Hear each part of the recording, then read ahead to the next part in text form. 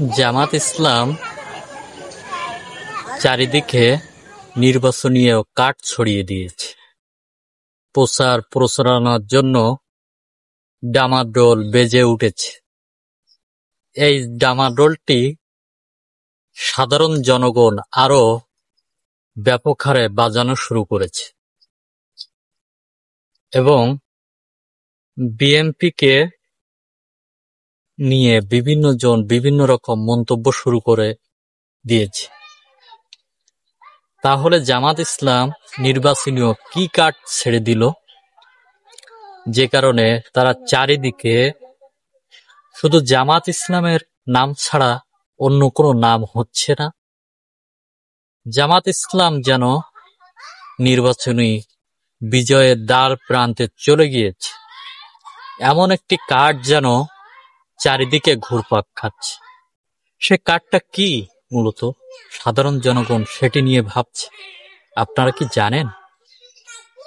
সে কাঠটি হলো গণভোটের কাঠ। গণভোট বাংলাদেশে কেন প্রয়োজন আপনি কি জানেন? গণভোটটি বাংলাদেশের প্রতিটি মুহূর্তেই প্রয়োজন হয় না। গণভোটটি বিশেষ কিছু আইন বৈধতা দেওয়ার জন্য বা পাশ করানোর জন্য গণভোটের প্রয়োজন হয়। ঠিক তদ্রূপভাবে এখনো সেটির প্রয়োজন বোধ অনুভব করছে রাজনৈতিক বিশ্লেষকেরা।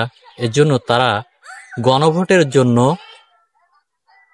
ডামাডোল বাজিয়ে দিয়েছে এবং এই গণভোটের পক্ষে, জুলাই সনদের পক্ষে কাজ করে যাচ্ছে বাংলাদেশ জামাত ইসলামী সহ অনেক দল, কিন্তু এর বিরোধিতা করছে বিএনপি নামক বড় দলটি। এজন্য সেখানেই কিন্তু বিএনপির পরাজয় ঘটে গিয়েছে। আর জামাত ইসলামের নির্বাচনীয় কাঠ, নির্বাচনীয় ডামাডোল বেজে উঠেছে। কারণ বাংলাদেশে 34% ইয়ং জেনারেশন যুবতীদের ভোট। তারা কিন্তু অধিকাংশই চায় যে গণভোট হোক, আর বিএনপি চায় গণভোটের প্রয়োজন নাই। এখানেই বিএনপি হেরে গিয়েছে। কারণ যেদিকে সব সময় ইয়ং জেনারেশনেরা এগিয়ে যায়, যেটাকে করবে বলে তারা বিভিন্ন জায়গায় প্রচেষ্টা চালিয়ে বেড়াচ্ছে, সেটিকে বিএনপি বুড়ি আঙুল দেখানোর চেষ্টা করেছে। কিন্তু এই সাধারণ জনগণ, এই ইয়ং জেনারেশনের মতামতের তোয়াক্কা না করে এই বুড়ি আঙুল দেখানো হয়েছে বিএনপির পক্ষ থেকে। তারা গণভোটকে না না করে দিয়েছে। আর জামাত ইসলাম চায় গণভোট হোক। এজন্য সাধারণ জনগণ এখন জামাত ইসলামের দিকে ঝুঁকে পড়েছে।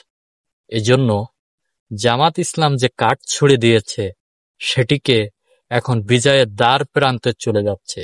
আর গণভোট যদি প্রতিষ্ঠিত হয়, নির্বাচনের আগেই যদি গণভোট হয়, জামাত ইসলামের দাবি যদি পূরণ হয়, তাহলে তারা কনফার্ম ক্ষমতায় যাওয়ার দ্বার প্রান্তে চলে গিয়েছে। আর গণভোট হোক বা না হোক, যেহেতু যুবক যুবতীদের কথায় কোনো কর্ণপাত করেনি বিএনপি, এজন্য বিএনপির দিক থেকে যুবক যুবতী সহ সচেতন মানুষ মুখ ফিরিয়ে নিয়েছে।